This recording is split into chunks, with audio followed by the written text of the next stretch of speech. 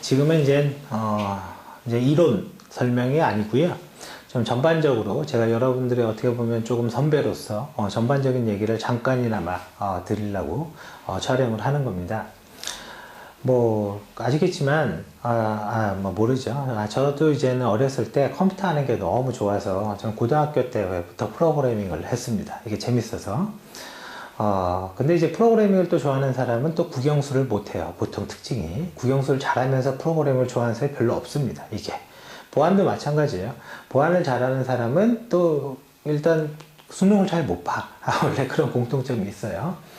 근데 이제 저는 이제 살면서 그런 생각을 했죠. 어렸을 때. 아니, 내가 국영수를 못해서 좋은 대학, 명문대를 가지 못했다 한들, 그게 내가 죽을 때까지 그게 나의 어떤 족쇄가 돼갖고 계속 내가 그 대가를 받아야 되냐. 나는 명문대를 못 갔어도 그래도 나는 보안 쪽을 잘하고 나는 프로그램도 잘하고 나 이렇게 능력이 있는데 그럼 기회를 가져야 되잖아요. 저는 항상 그렇게 생각을 했습니다. 그래서 주변에 이렇게 사람들한테 많이 물어보고 학원 가서도 물어보면 뭐를 하면 된다. 뭐를 하면 된다. 근데 막상 하면 안 돼. 안 됩니다. 사실은. 그래서 이제 나중에 알았는데 내가 우리 군집끼리만 맨날 만나고 얘기를 하니까 한마디로 얘기하면 모난 놈끼리 만난 거예요. 모난 놈끼리 만나서 맨날 얘기를 하니까 우리가 생각하는 방법이라는 게 다 그거예요. 그래서 야, 요번 과정 끝나면 난 나중에 그 건국대 그 정보보호대학원 가야 되겠다. 뭐 동국대 대학원 가야 되겠다. 혹은 고대 대학원 가야 되겠다. 뭐 이런 똑같은 계획을 가지고 똑같이 움직여요. 그리고 대학을 못 들어가신 분, 나 학점은행제 해서, 자격증 따서, 독학사 해서, 이렇게 해서 학위 빨리 받고, 그 다음에 대학원 들어가면, 대학원을 학력 세탁해야 되겠다. 다 거짓입니다. 다 거짓이에요. 그거는 정말 말도 안 되는 얘기고요. 여러분들의 문제점은 근본적으로 어떤 그런 문제가 있다면, 근본적인 문제는 근본 원점에서 다시 생각해서 해결해야 됩니다. 그거는 전부 다 학원을 위한 기부가 될 거예요. 그래서 저는 이제 주위에서 그런 생각을 많이 해요. 내가 어렸을 때 내 옆에 기술사도 있었고, 내 옆에 박사도 있었고, 내 옆에 교수님은 별 필요 없었어요. 그 다음에 혹은 내 옆에 정말 능력 있는 엔지니어도 있었다면, 내가 조금 더 의사결정을 하고 조금 더 커나가는데 어떤 모범사를 보고 좀 접근을 했을 텐데, 모르니까 막연하게 그냥 접근할 수밖에 없고, 옆에 주위에 학원에서 일하시는 분의 그 지도, 그걸 듣고, 혹은 그분도 안 해본 거잖아요. 우리가 살면서 안 해본 거를 자기가 해본 것처럼 말하는 사람이 굉장히 많습니다. 안 해본 거잖아요. 안 해본 걸 갖고 얘기만 듣고 이렇게 하면 될 거야. 이런 거 있죠. 비전공자는 우리 교육받으면 다 취업돼.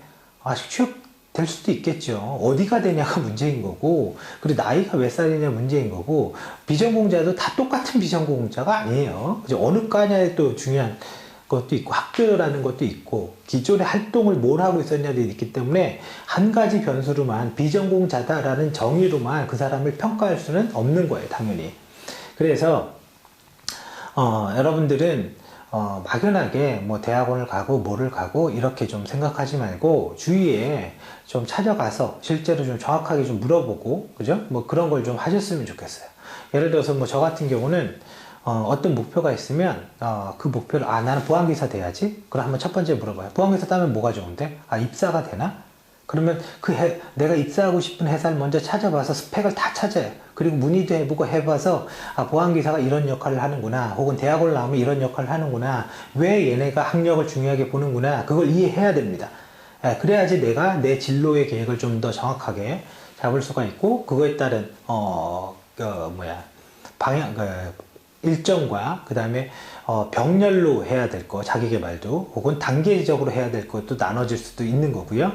또 하나는 대단히 괜찮은 사람인데 어떻게 하다가 그 모난 그룹에 같이 섞여 있어요. 그럼 얘도 모내져요. 보는 그릇이 그래서.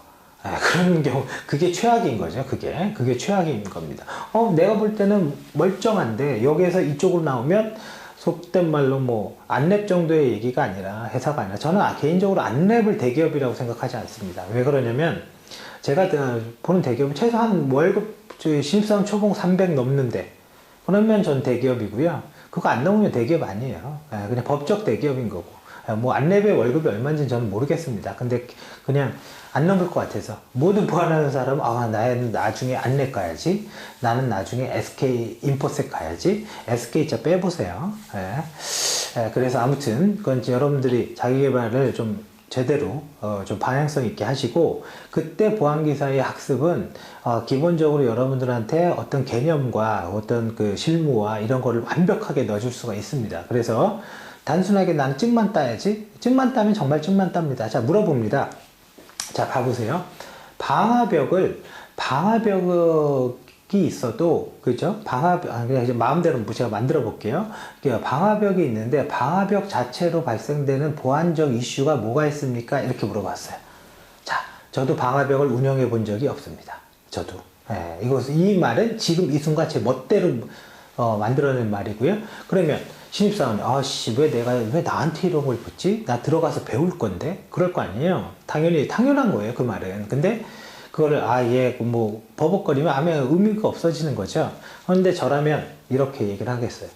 방화벽이란 기술적 요소의 보안 문제 이슈가 있을 수가 있고, 관리적 요소의 보안 이슈가 있을 수가 있습니다.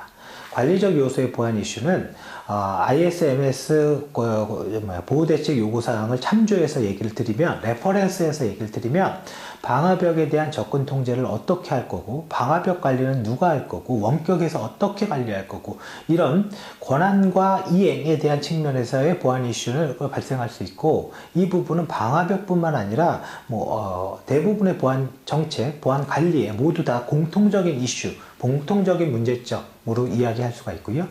기술적인 이슈는 방화벽을 어떻게 구축했냐, 어떤 종류의 방화벽을 썼냐에 따라 다르게 이야기를 할 수가 있는데, 방화벽의 종류에는 첫 번째 IP 패킷에서 패킷을 처리하는 스크린 라우터의 단점은 메시지에서 일어나는 공격에 대한 거는 할 수가 없다라는 거고, 반대로 얘의 장점은 IP 레벨에서의 패킷을 빠르게 필터링 할 수 있는 장점을 가지고 있습니다. 이 말하는 거 보세요. 이거예요, 이거. 모르는 게 아니라 지금 이 말하는 지식에서 정보보안 기사에 있던 내용만을 가지고 얘기한 거예요. 더 제가 경험이 있고 능력이 대단해서 얘기한 게 아니에요. 저는 면접에서 떨어져 본 적이 없습니다. 면접만 가면 그건 무조건 붙어요. 물론 한 번 있죠. 영어 면접에서 한 번 있습니다. 영어 면접을 제외하고는 떨어져 본 적은 없는데, 내가 말을 이렇게 접근하는 방법, 이게 여기서 말하는 건 접근하는 방법입니다. 이 접근을 하기 위해서는 정보보안 기사의 그 지식이 동시에 처음부터 끝까지 기억에 딱 나야 돼요. 그럼 단순하게 찡 하나 따는 게 아니라, 여러분들이 어떤 인터뷰를 한다거나 어떤 사업을 한다거나 어떤 파워포인트로 제안 발표를 할 때 여러분들을 바라보는 그 눈빛이 달라집니다. 레벨이 다른 사람이에요, 그 사람은. 그래서 이렇게 되는 걸 목표로 공부해야 되고요. 또 하나는 진짜 실무. 진짜 실무라는 건, 대한민국은 이제 제가 볼 때는 전부 다 정보보안 전문가예요. 의중이 떼중이 다 정보보안 전문가입니다. 진짜 실무라는 건 저는 뭐냐면, 저는 개인적으로 제가 봤을 때 이 사람은 보안 전문가라고 인정하는 사람이 있습니다. 그 사람이 뭐냐면, 악성 코드를 탐지하고 조치하는 사람, 저는 솔직히 인정하지 않습니다. 이건 제 주관입니다. 제가 말하는 정보보안 전문가는요, 내가 마음대로 악성 코드를 만들 수 있고, 그리고 그걸 탐지할 수도 있고 조치할 수도 있고, 모든 거는 만드는 거를 관점으로 해요. 그건 약간 제가 개발자 출신이다 보니까 그런 경우도 좀 있는 것 같아요. 그래서 아직까지 저는 우리 드라마 유령에서 보면 그 하데스라는 해커가 나옵니다. 그런 사람을 저는 본 적이 없어요. 자기가 악성 코드 만들고 USB 꽂아서 쭉 하고 이런 거, 그죠? 이런 거를 혼자 할 수 있냐? 물론 그거를 탐지하는 것도 중요하지만 만들 수 있어야지 문제점을 유추할 수 있거든요. 만약에 만들 수 없으면 문제점을 유추하는 거는 그냥 정해진 패턴밖에 못 합니다. 그래서 저는 도구를 쓴다거나 그런 거 안 쓰고 그냥 내가 할 수 있는 거.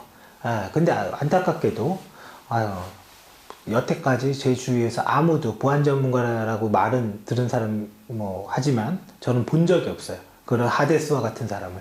그리고 악성 코드 들고 다니면서 해킹 프로그램 들고 다니면서 하는 사람은 조금 봤지만 그거 지가 만든 거 아니거든요. 어제 구해서 쓰는 거지. 저는 그거는 솔직히 아니라고 봐요. 근데 저는 솔직히 다 만들 수 있습니다. 하데스의 그 악성 코드도 만들어낼 수가 있고 할 수 있습니다.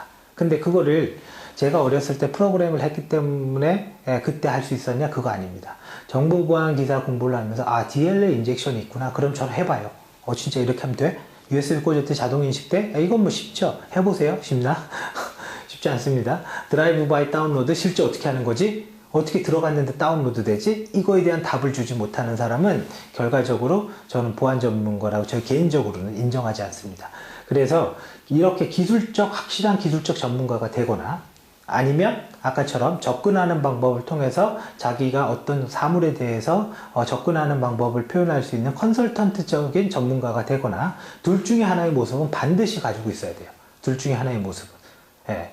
그래서 좀 그렇게 하고, 근데 이제 아시겠지만 보안 요즘 공부하시는 분들이 항상 공통점이 있죠. 프로그래밍 하기 싫어서 보안합니다. 그 사람은 안 돼요. 예. 레벨이 여기인 거예요. 예.